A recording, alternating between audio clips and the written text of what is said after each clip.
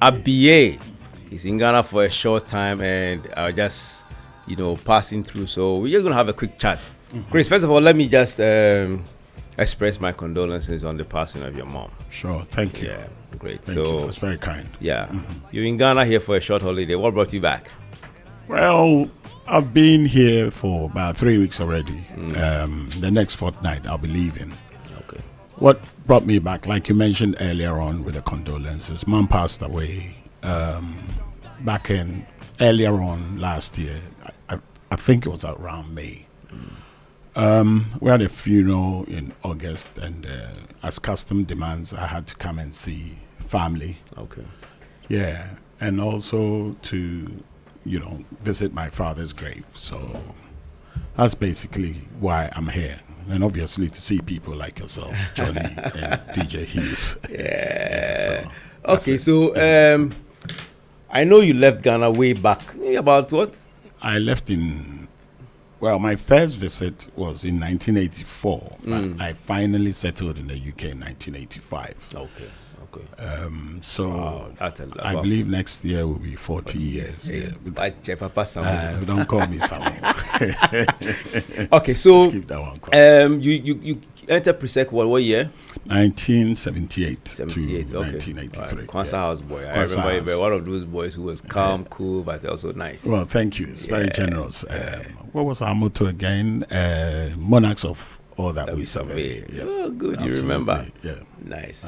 Okay, so I just want you to just go back a little bit, if you can recollect, like, when you came to PRESEC, what it was like, some of your classmates, etc. We were underprepared. We must have been about 12 years old when we came to the school. It felt like being thrown into the deep end, not knowing our mates, not knowing each other. And some seniors weren't very kind. Some like yourself were good to us. Walked us through our paces, but it was a tough learning curve. But I won't swap it for anything. It's made me who I am, and matter of fact, it's made most of us who we are. And with what the boys are doing with the MV. The quiz and maths and science quiz, it fills us all with pride. Right. Yeah, that's true. That is good to know. Okay, so you left Ghana straight after O level, or you hung around a bit? Yes, we finished in '83, and hung around a bit, toyed with the idea whether to do sixth form here or go and join my parents. I mean, they were already there. So I kind of half knew that eventually I'll end up there. As to whether I was going to do sixth form before I go or not was up in the air. But in the end, I left finally in 1985 to join them. So I recall one of the very good experiences when I came to London after university. You were the guys we kind of like hung out with, went to parties with, and everything. And one of the things that has always stayed with me that you were very business inclined. Yes. Because I remember you'd started this place where we would all come and sit, shop, eat and stuff. And then later on you had this shop. What has it been like doing business in London? At the time, it was very lucrative. I mean, you did less for more rewards. The competition was not so fierce at the time, but it got to a point. We ran it from 1985. Well, it was actually an African food shop. Yeah, we ran it from 1985 for some 15, 20 years. Okay. It worked well at the time, but then when the competition starts and you think that the effort that you're putting in, it's not rewarding you as much, then you start having other ideas. So then I went into the black card trade. Okay. And I've been involved with that since 2017. So when you say black cap trade, what does that exactly mean? The black cab trade is the London taxi trade. I don't know if you've well, for those who know, it's the little black Yeah. limousine-looking vehicles that run around in central London. Okay. Yeah, and I'm involved with that, you know. So what do you exactly do? You buy it and give it to people to drive? And Yeah, you can. Well, I drive one myself, Okay. and I've invested in one or two that I rent out as well. Okay. Yeah, Okay. I'm hoping to grow my Okay. fleet. It's okay. Yeah, All right. from there. And hasn't been good so far? Yes, I mean, I'd like to encourage all of that to look into that as well. I mean, it's self-employment. You work for yourself, and it's flexible hours and all that. But that's a topic for another day. Yeah, but it's business. So I would Yeah. like to know a little bit more. So, for example, I come to London maybe like twice in a year. Yeah. If I do come to London and let's say I want to use your services, Yeah. what do I do? Well, I mean, there's a contact number, obviously, and people can contact me, and I can put them through to other drivers, Okay. and they can get the jobs covered. Okay. Yeah. So, yeah, But has Uber affected you guys? Because Uber is not a big thing, you know. it did take a big chunk of the work away initially when they were first introduced, but since then, we've also got hailing apps that people can just call up, like they call Uber, you know, and with the black cab service, because we train for 3 years before we get our badge, Oh, wow. you know, to run a black cab and drive a black cab. You know, it's quite intense, and you know you're dealing with drivers are vetted as well, so you know what you're dealing with when you have you're in a black cab, as opposed to sometimes some Uber drivers who have dodgy credentials and all that. Yeah, but I'm not sure, but I believe that I might be the only Ɔdadeɛ involved with the black cab trade, the London taxi trade, that is. So it would be nice to have a few people get in touch and join up.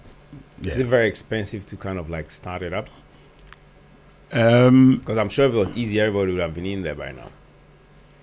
Not so much about the money involved with the training, but having a good memory to be able to memorize, you know, the London streets, because you're expected to take in about 20,000 streets from North London to South London, from East London to West London. Basically anywhere within like 6 miles radius of Trafalgar Square, which is the center of London. Okay. You know, so it's quite demanding to get the badge. It usually takes about 3 years. That's if you're passing exams. But, you know, you don't fail. If you're not passing exams, then it's obviously going to take longer. It's 3 years, like I said. The first 2 years you use to like study the streets of London. You're meant to know museums, nightclubs, restaurants, you know, financial institutions, basically anywhere where somebody would ask to take you. And when you think you're ready, you apply for the exams, and it's like Viva. You sit with an examiner, and for instance, they'll ask you to take them from point A to point B, like from Bank of England to maybe, you know, one of the most famous departmental shops like Harrods. So then you have to call the run by naming every road that you use from point A to point B. Okay.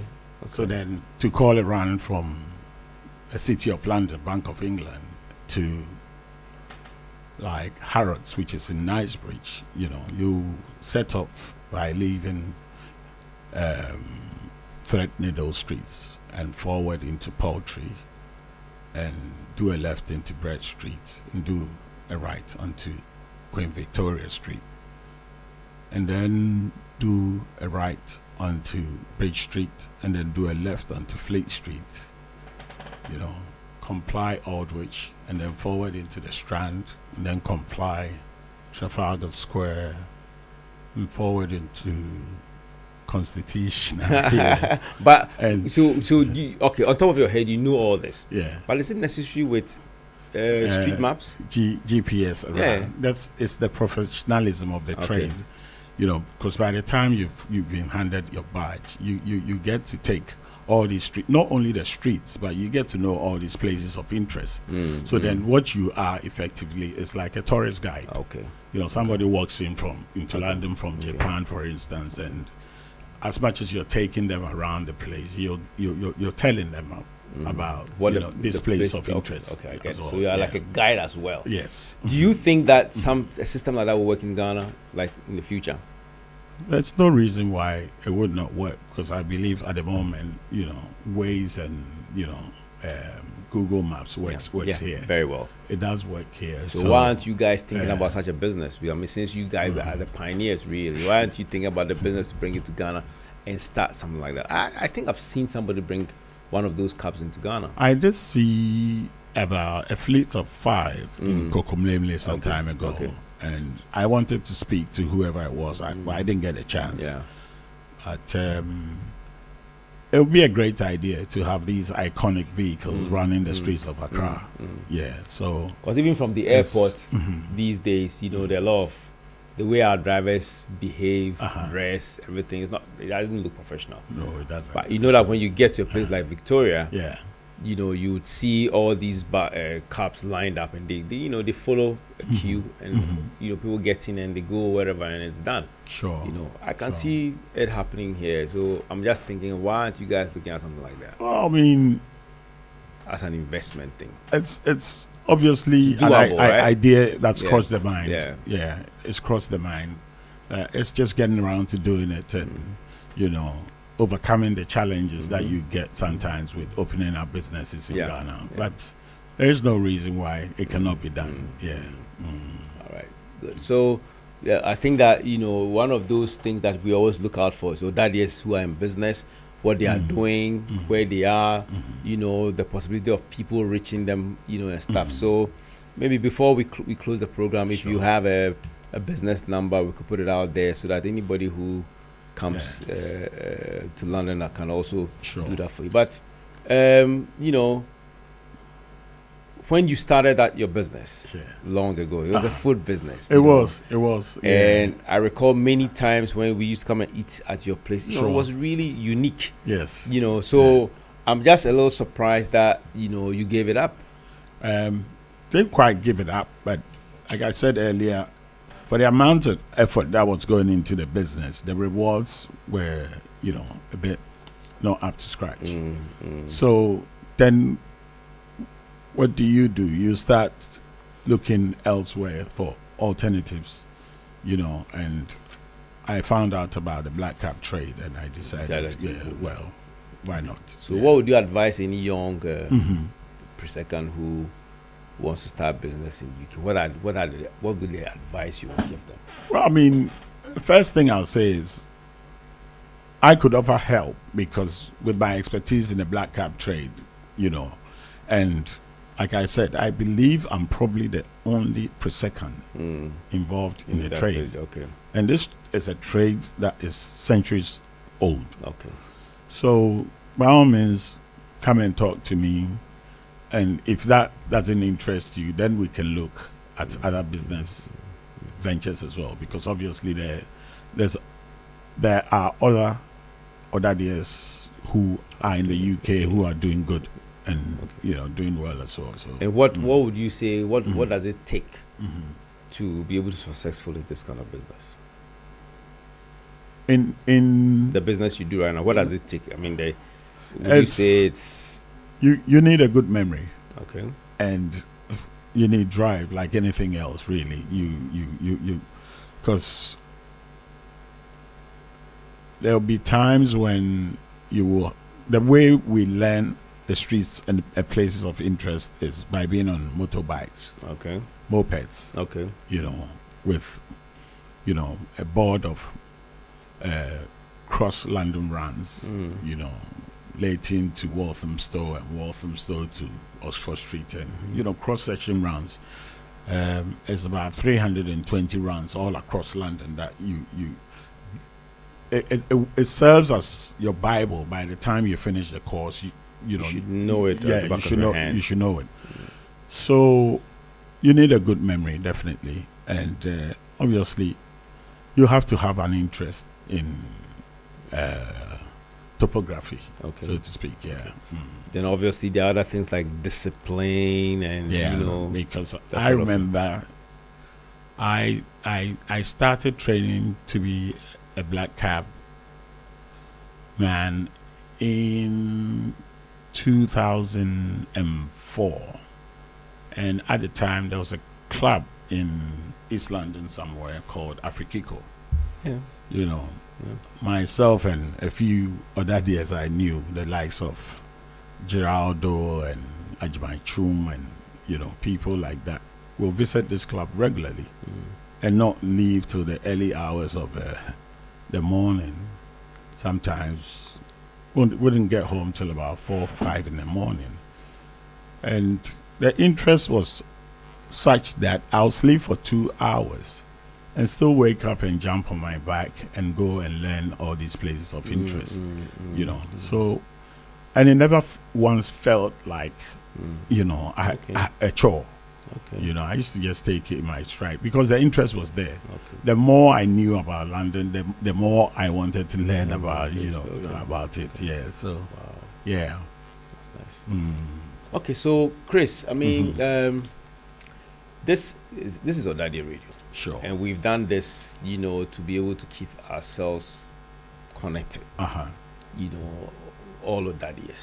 So it's our hope that people listen to the sort of things we are doing. What is your first impression of the radio station as you It's absolutely brilliant.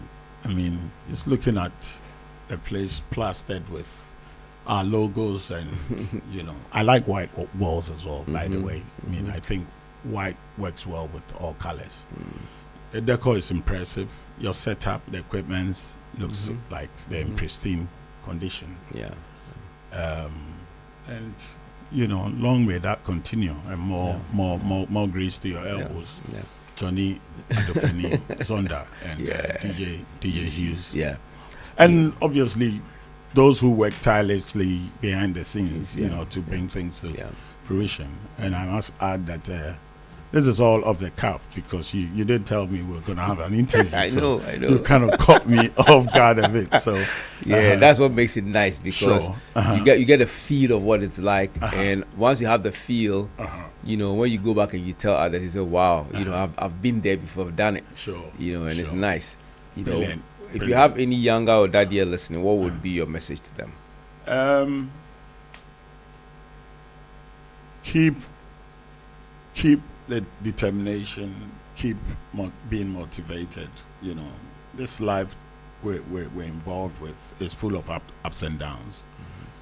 But I watched a film called Shawshank Redemption, and one of the characters said, "Get busy living or get busy dying." And that's kind of stayed with me for a very long time. You have a choice. You can sit in your room and look at 4 walls and not do anything, or you can get out there and try and make things happen. So by all means, be motivated, and if you think you need help, reach out and speak to somebody. If they can't help you, they might know somebody who can help you. So keep up the good work. A few shout out to some of your mates and friends. Yes, I mean, yourself, KK Abedu, I haven't seen in a long time. I would like KK to reach out. Henry Aban back in the UK, Ajimai Chum in the US, Akwe Norte. So many of them, oh my God. Sammy Lane, Sam Rude, a disco boy. Yeah. Sammy Lane has gone up a case like forever, ain't it? Yes.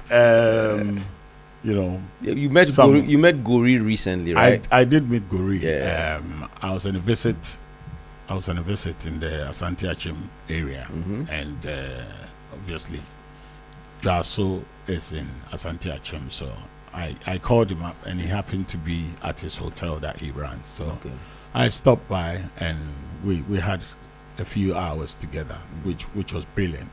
And I believe. Did you hear that use a PRESEC who has a hotel in Blasso? You understand? These are the kind of people who must be on our program, right? Exactly. Yeah. You need him. You need him because he has a lot to share about customary and traditional stuff as well. So I think Corey will do well to come on the show. Yeah. And you talked about shout outs. There's so many of them, Osenechi and people like that. They were not in PRESEC, but they're Motown guys, Leo Fori, Francis Ferguson, Richard Aban from Kwabiah. Richie. Yeah, there's too many of them. Yeah, I mean, too many of them. Barry Tetemati, my own brother and friend, William Tetemati. Oh yeah, I believe you were in LEGON with him. He's been one of my best buddies and backbone, so to speak. He was a dentist, right? He was a dentist, but he is now a maxillofacial surgeon. So I mean, a what? Maxillofacial surgeon.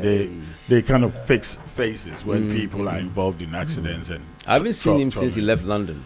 He was last in London for my mom's funeral. Tetemati. Yeah. And then his best friend died. Yeah, Papuli. That was a big. It was a shock to the system. Big thing. It was a shock to the system because Yakufor was, a great guy as well.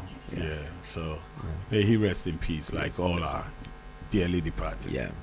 And a big shout out to all Kwanzaa House guys. Yes. Yeah. There's too many of you to mention, but we're monarchs of all we survey. And big shout out to all of you. Big up my boys. Yeah. All right. So Chris, thank you very much for coming and agreeing to do this short interview at such short notice. Well, you caught me off guard, but I'll have to come back for another tape before it goes out. But I'm grateful that you came. I haven't seen you for a very long time, and it's good that we just met up. Sure. So I wish you a safe journey when you go back, and all the guys way back in the east as well. And tell them about Ɔdadeɛ Radio. It's an app you can download. Yes. And it's just Ɔdadeɛ Radio. Sure. Ɔdadeɛ Radio at Ɔdadeɛ Radio Ghana on Facebook, Instagram, and X or Twitter before at Ɔdadeɛ Radio. We have a WhatsApp that you can also send messages when you listen to programs. And we're on YouTube as well, so you can always listen to our programs and tune in. Don't worry. Trust me to spread the word. I have the link and I'll definitely be sending it out to the multitudes. All right, great. So this has been Chris Kwabiah, 1983, aka BA. We had just a quick chat. Yeah, and it's been nice just going, back into memory lane where, through PRESEC, the streets of London. So it's been great. But we're still standing, and to God be the glory. So thank you for coming. Yeah, absolutely. All right, great. Absolutely. Thanks. Thank you too. All right. Bye.